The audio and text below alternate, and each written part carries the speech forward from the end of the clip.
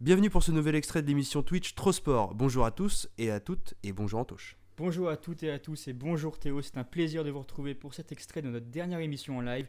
N'hésitez pas à réagir dans les commentaires de cette vidéo parce qu'évidemment on répond à tous les commentaires. Eh bien, bonne vidéo. Donc, quel avenir et quel parcours en FIFA World Cup Qatar 2022 franchement, voilà, il va falloir que dès le départ, il pose les bases et qu'il nous montre sur les 3 premiers matchs et dès même le premier match de poule que ça fonctionne en fait. Et que son équipe, c'est pas n'importe quoi, qui peut aligner 4 défenseurs, qu'il peut y avoir un milieu de terrain qui tient la route. Après, oui, même lui l'a dit, pour moi, il y a le potentiel, même s'il n'y a pas l'expérience. Oui, mais le problème aussi, on l'a vu dans pas mal de Coupes du Monde, et même le Brésil, on parlait du Brésil tout à l'heure. Le Brésil, c'est vrai que c'est fort, mais il va falloir aussi voir, c'est fort sur le papier, il va falloir voir s'ils savent jouer ensemble sur le terrain. On l'avait vu aussi avec la Belgique en 2018, qui avait une équipe de fous, et qui derrière, voilà, avait quand même des problèmes pour combiner sur le terrain. Il y a ça aussi à voir, qui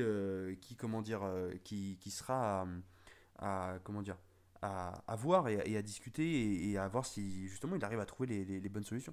Oui, la sauce blanchie qui fait des petits pronos avec on perd contre la Pologne en huitième à mon âme la vie, penalty manqué par Mbappé, ça serait très cruel pour Mbappé L'histoire se répète. qui je pense se foutrait en l'air après ça. Il perd que contre, et il met pas des pénaltys que contre des pays qui ont du blanc et du rouge dans leur drapeau. C'est vrai. Parce que la Suisse et la Pologne. C'est presque complotiste. Ouais, c'est ça. Mais oui, pour le crois pas. parcours de la France à la Coupe du Monde, moi je suis très peu serein. J'espère qu'ils vont faire une belle Coupe du Monde et pourquoi pas la gagner, ça serait magnifique. Mais honnêtement, j'ai très peu de mal à voir la France atteindre la finale et même gagner cette coupe. Moi, j'ai très peur d'une élimination en poule et j'ai très peur d'un scénario où on ferait un match nul contre l'Australie. En premier match, après un match un peu fermé, difficile, où les joueurs ne trouvent pas de solution, un petit 1-1 contre l'Australie, un truc comme ça. Après, le Danemark est très très fort, donc moi j'ai peur d'un 2-1 un peu à l'instar de ce qu'on s'est pris en Ligue des Nations récemment. Et finalement finir avec une victoire face à la Tunisie qui est quand même plus faible que les autres équipes de notre groupe, et finir un bon troisième un bon troisième du qui groupe. rentre chez soi. Mais oui, mais un bon troisième à pas grand chose de la deuxième place finalement. Mais voilà, finalement un scénario très très frustrant qui fait qu'on rentre à la maison comme en 2010. Et puis en Allez, plus, les Bleus, pour on rester s'en dans sort, les petits trucs un peu complot, un peu malédiction, un peu la malédiction des gagnants de Coupe du Monde, qui la Coupe du Monde d'après finissent toujours par sortir en poule. Ça a été le cas de l'Espagne, ça a été le cas de l'Allemagne en 2018. Donc ça a été le cas récemment dans les dernières compétitions mondiales. Donc peut-être que la France va suivre ce chemin-là pour le côté malédiction, mais en tout cas, ouais, compliqué. Enfin, je trouve que la troisième place, ça peut se profiler malheureusement très bien. Mais compliqué parce qu'en plus, moi je suis assez d'accord avec toi, je vois pas vraiment la France aller très loin, voire soulever la coupe dans cette Coupe du Monde. Au mieux, effectivement, on arrive en huitième de finale ou même aller en quart grand max, où vraiment on arrive par la fameuse chatte à Dédé.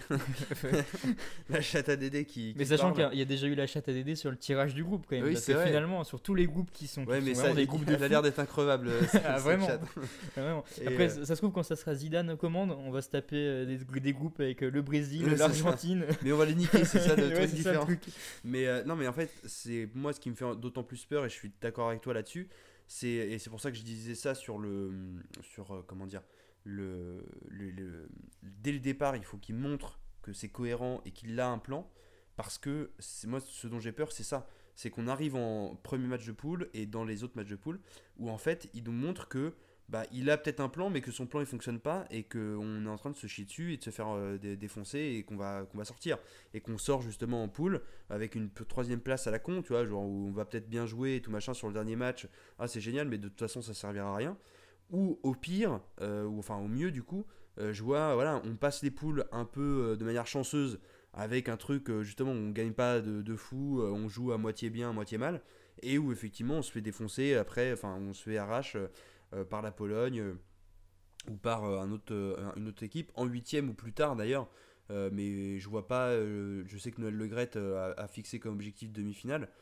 compliqué. C'est compliqué, ou alors, comme je disais, la chatte à Dédé et l'équipe de France nous fait mentir, mais compte tenu de la physionomie actuelle du groupe, des tenants, des aboutissants, des difficultés qu'il y a, ça me paraît compliqué quand même. C'est moins naturel de se dire, ouais, on a des chances d'aller loin cette année par rapport à 2018. Mais voilà, il faudra voir ce que ça donne.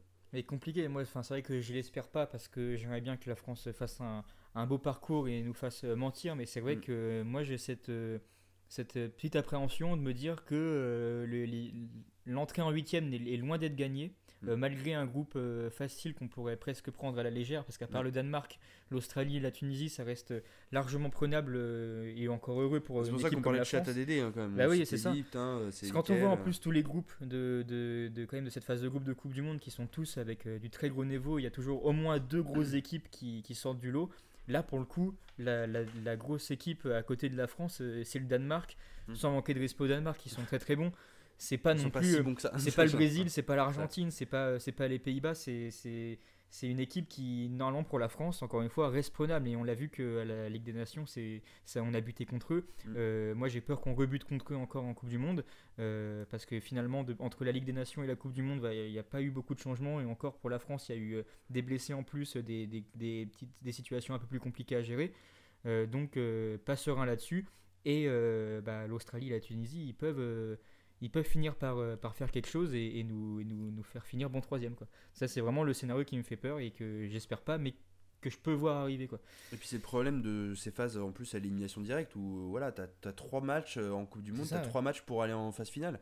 Et si t'en rates 2, voilà, si t'en rates 2 et même un nul, etc., et que les autres en face ils sont meilleurs, parce que c'est ça aussi la beauté de la Coupe du Monde, c'est que même les petites équipes dont on n'attend rien peuvent faire des très grosses performances. Et ça peut être ça, et ça peut faire très mal à la France.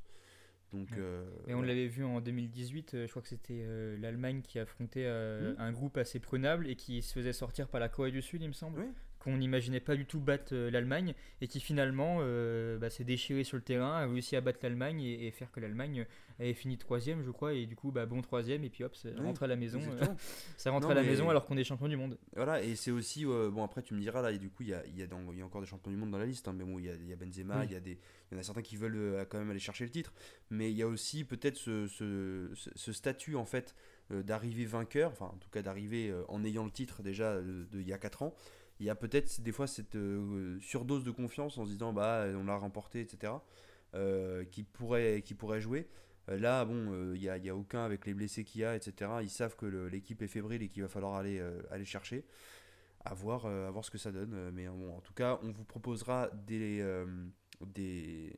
lives spéciaux Coupe du Monde. Hein. On débriefera ensemble les matchs, quitte même à commenter les matchs donc avec vous en direct justement sur Trosport.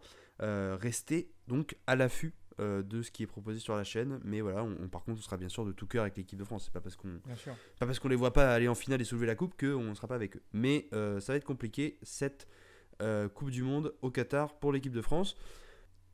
Merci d'avoir regardé cette vidéo, on espère que vous avez apprécié le sujet et qu'il vous a fait réagir. Encore une fois, n'hésitez pas à vous abonner, à liker la vidéo et laisser un commentaire. On répond à tout le monde et ça nous fera très plaisir d'échanger avec vous. Encore mieux, vous pouvez passer avec nous pendant notre prochain live Twitch pour échanger en direct et vous retrouverez toutes les informations utiles sur nos réseaux sociaux qui s'affichent à l'écran et en description, notamment Instagram et Twitter. Merci à tous et à bientôt sur nos chaînes Twitch et YouTube. A très vite sur Trosport.